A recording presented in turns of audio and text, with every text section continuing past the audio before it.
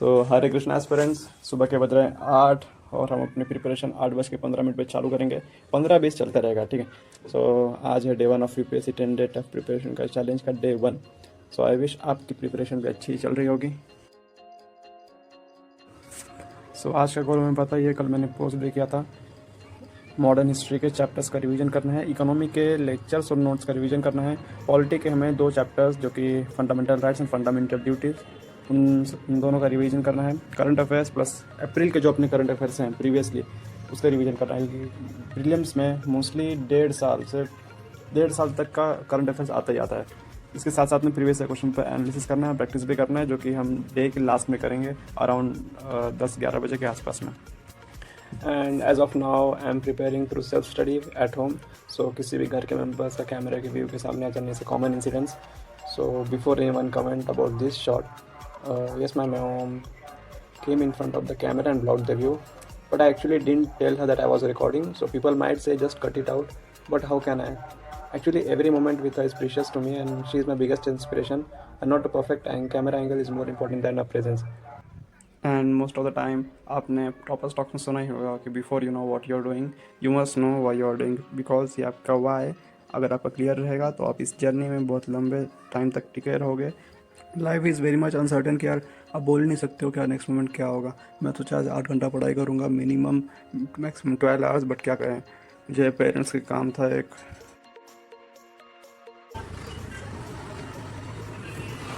पापा के टिकट का इशू था जो कि सॉल्व करना था, जो कि स्टेशन जाके फॉर्म भर के ही ख़त्म होना था। स्टेशन पर लंबी लाइन देख के ही मुझे लगा 2 घंटे तो यहीं पे गया, बट ओवरऑल 1 घंटे में निपट गया।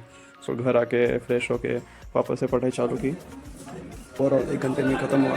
12 बजे घर पे आने के बाद 12:15 को फ्रेश होकर वापस से पढ़ाई चालू की। So modern history and geography का पोर्शन कंप्लीट करना था, जो कि मेंशन नहीं था हमारे शेड्यूल में, बट फिर भी मैंने ज्योग्राफी का पोर्शन हाथ लगाया। मॉडर्न हिस्ट्री में मैंने advent of European and India before British के चैप्टर्स खत्म किए, जो कि मैंने पहले भी रिवाइज किए हुए हैं 2 बार। सो आइडिया है, मुझे ज़्यादा टाइम नहीं लगा उनको रिवाइज करने में। एडवेंट ऑफ यूरोपियन में कैसे पोर्चुगीज़ आए, डच आए, आफ्टर दैट ब्रिटिश, और उनके बीच फ्रेंच एंड एंग्लो वॉर हुआ है, जिनको हम कैरनेटिक वॉर्स कहते हैं, जिनको हम पार्ट 1, पार्ट 2, पार्ट 3 में डिस्कस करते हैं। इफ़ एनीवन नोस क्या उनकी कंक्लूजन है तो so do let us know in the comment sections. So and India before British में कैसे इंडिया पे डिफरेंट डायनेस्टीज़ रूल करती थी। मुगल एम्पायर हो गया, या फिर हैदराबाद के निज़ाम्स हो गए, Awadh, Bengal, Rajput, Sikh, Jat and the Marathas, and how the Marathas are not able to sustain after the battle of Panipat.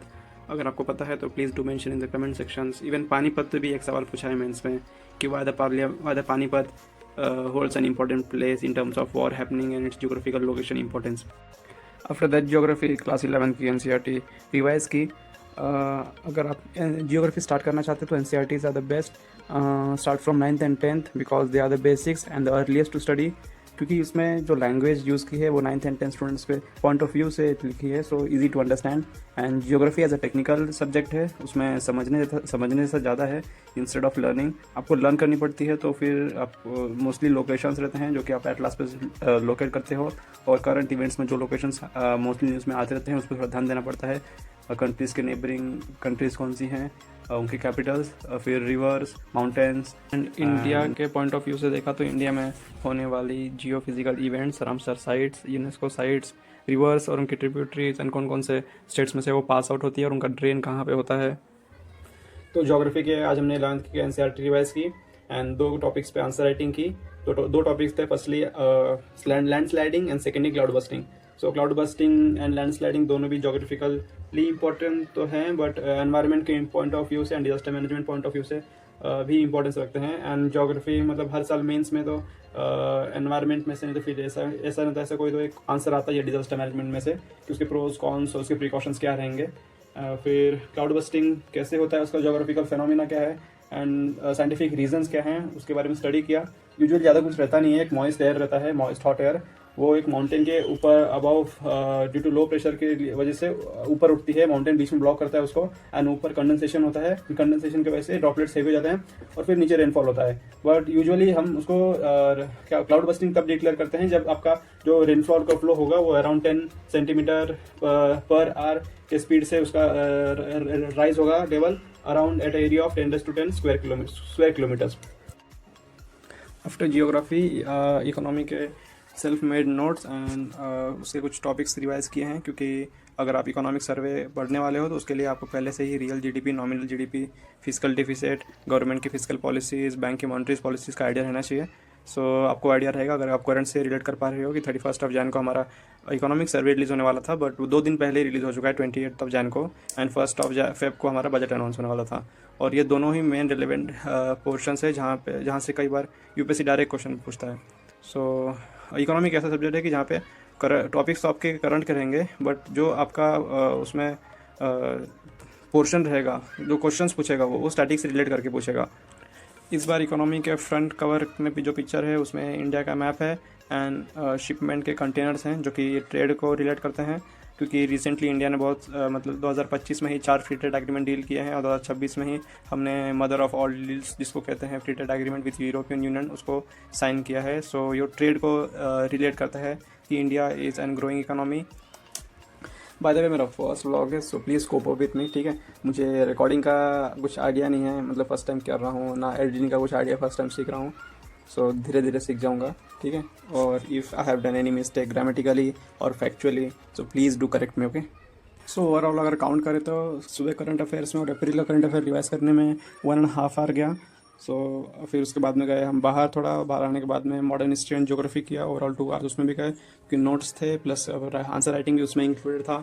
After that economy हाथ लगाया तो इकोनॉमी में लेक्चर्स के नोट्स रिवाइज किए, उसमें भी 2 आवर्स की सिटिंग हुई, अराउंड 5:30 बज गए हैं अभी थोड़ा चाय का ब्रेक लेके फिर आएंगे, फिर शुरू करेंगे। ये मेरा डेस्क बिखरा हुआ, ये मेरा लैपटॉप, ये मेरा छोटा सा क्यूट सा कबर्ड इसमें दुनिया भर की बुक्स भरी पड़ी हुई हैं, ये बिखरा हुआ सामान, ठीक है, आने के बाद साफ़ कर लेंगे, कोई प्रॉब्लम नहीं है। ये इंडिया का मैप जो कि थोड़ा यूपीएससी का फील देता है, ये हमारे गणपति अप्पा और ये हमारा वर्ल्ड मैप। सो थोड़ा साफ़ सफाई करने के बाद में फिर वापस लौटेंगे।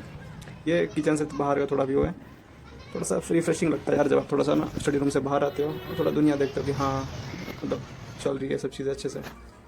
तो वापस आने के बाद हम करेंगे पॉलिटी की शुरुआत, ठीक है।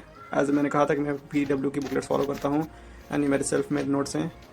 सो PW की पॉलिटी की एक्चुअली 2 बुक्स आती हैं और मेंस और प्री के लिए दोनों के लिए भी सफिशिएंट लगती है मुझे। तो मैं लक्ष्मीकांत फॉलो नहीं करता हूँ और सारे टॉपर्स तो ये सजेस्ट करते हैं कि हाँ लक्ष्मीकांत फॉलो करो, बट किसी भी यूपीएससी एस्पिरेंट से आप ये नहीं एक्सपेक्ट करते हो कि हाँ मैं लक्ष्मीकांत नहीं दूसरी कोई बुकलेट फॉलो करता हूँ। सो लास्ट में बुक सिलेक्शन नहीं करवाती हैं, आपकी कंसिस्टेंसी, आपका हार्ड वर्क एंड आपका परसिस्टेंस सिलेक्शन करवाता है, एज अ मेरा पॉइंट ऑफ व्यू है। और मैं जब ये PW की बुक्स पढ़ता हूँ तो उसमें DD बासु और लक्ष्मीकांत दोनों का भी उसमें प्रेजेंस है, ऐसा नहीं है कुछ मिस आउट कर दिया है, इंस्टेड इससे बहुत ज़्यादा ही बल्कि दे दिया है, ठीक है। इसके लिए मैंने सेल्फ मेड नोट्स बनाया है कि जो चीज़ें रेलेवेंट नहीं है वो सॉर्ट आउट कर सकूँ। सो आज पॉलिटी में हमने fundamental rights and fundamental duties revise की हैं। ओवरऑल आर्टिकल 14 से लेकर आर्टिकल अराउंड 32 तक हमारे फंडामेंटल राइट्स हैं एंड फंडामेंटल ड्यूटीज़ जो कि 42nd अमेंडमेंट के थ्रू हमारे कॉन्स्टिट्यूशन में ऐड हुए थे, जो कि part 4 of Indian constitution article 51A में मेंशन है। तो आप सभी को शुभ रात्रि। ये हमारे नट्टू गोपाल जी और ये हमारे गणपति अप्पा। हरे कृष्णा।